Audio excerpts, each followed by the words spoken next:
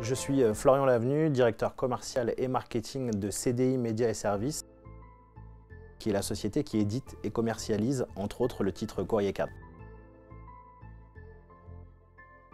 Ça fait un peu plus de 2 ans que on entend parler de la réalité augmentée par différents acteurs du secteur, et je l'ai vraiment connu à peu près comme tout le monde, je pense, avec l'avènement de jeux type Pokémon Go ou Snapchat avec l'effet des filtres.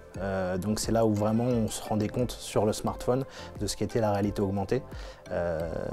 Et pour moi, en fait, ce concept, c'est de pouvoir enrichir le monde réel dans lequel on est, pouvoir l'enrichir avec du digital. En fait, je pense qu'on n'est qu'au début de ce qu'on peut faire avec la réalité augmentée. J'y crois plus qu'à la réalité virtuelle, c'est-à-dire que pour moi, la réalité augmentée a plus de chances d'être adoptée par les gens, dans le sens où on n'a pas besoin de mettre un casque pour pouvoir interagir en fait avec le contenu. Donc je pense qu'il y a plein de choses encore sympas qui vont se faire. L'avenir de la presse, pour moi, en fait, il n'est pas en jeu, où il y aura toujours de la presse, donc je ne m'inquiète pas du tout pour l'avenir de la presse. Alors ça fait un peu phrase toute faite, mais tout le monde dit que la presse doit se réinventer. Moi, je crois qu'aujourd'hui, on a tellement de sources d'informations, on est tellement nourri d'informations de partout, qu'il y a vraiment une place toujours importante pour la presse par rapport à la qualité de l'information qui est diffusée à travers la presse. On a besoin d'avoir des référents. Donc pour moi, la presse a encore de belles années devant elle.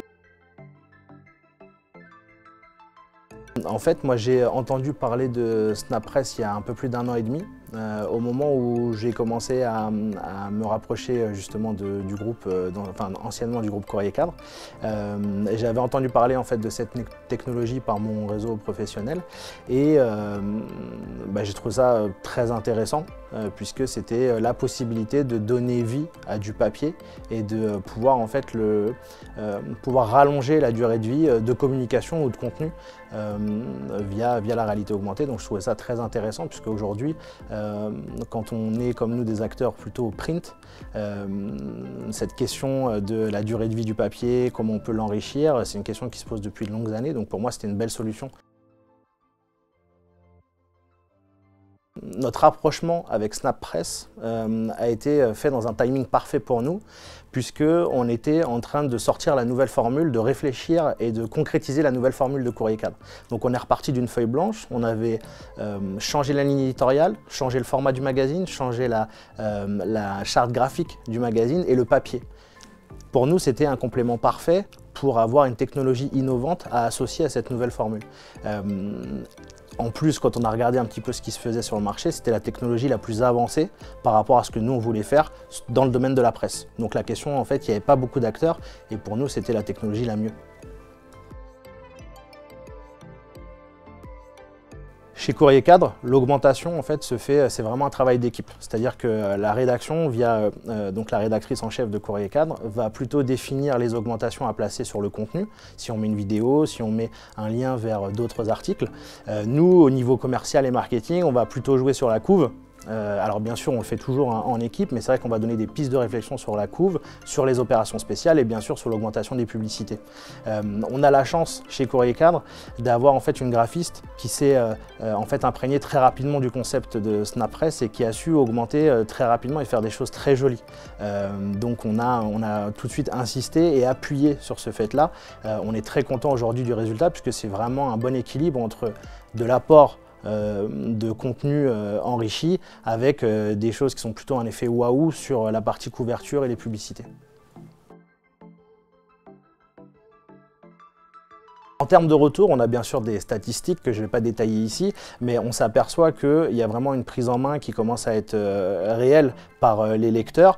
En plus, on a su simplifier, ça nous a aidé à simplifier, puisqu'avant on avait des applications dédiées par titre. Grâce à SnapPress, on a pu avoir un seul lecteur commun.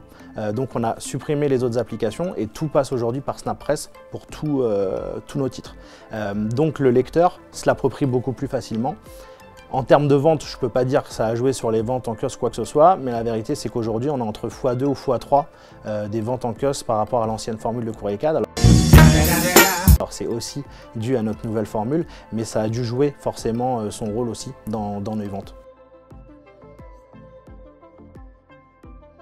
Pour nous, il est clair qu'on va continuer à utiliser SnapPress pour augmenter notre contenu et on va être en deuxième année, c'est-à-dire qu'on a lancé sur cette première année, on était aussi au démarrage de notre expérience avec SnapPress, donc on va vouloir améliorer ce qu'on fait en réalité augmentée sur notre contenu, donc c'est clair qu'il y aura de la réalité augmentée dans Corée 4 pendant encore longtemps.